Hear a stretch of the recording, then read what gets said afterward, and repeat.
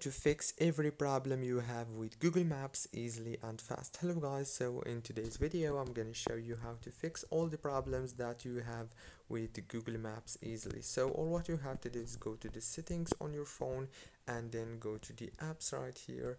Now all what you have to do is click on apps again and it will take you to this page right here. All what you have to do is search for Google Maps as you can see and click on it. If you didn't find it, just search for it here in this search bar and click on it like this. After you click on it, you will find all those informations right here. You will find the app information. So all what you have to do is go to the notifications management and make sure to enable the notifications and go back, go to permissions, make sure to enable the location and then go back and click on the data usage and make sure that the mobile data is enabled like this and go back again.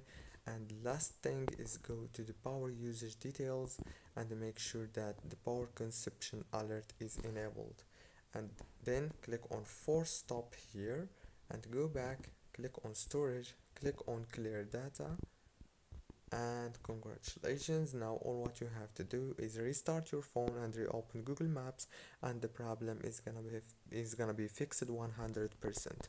Don't forget to like, subscribe, and thank you so much for watching this video until the very end. See you later.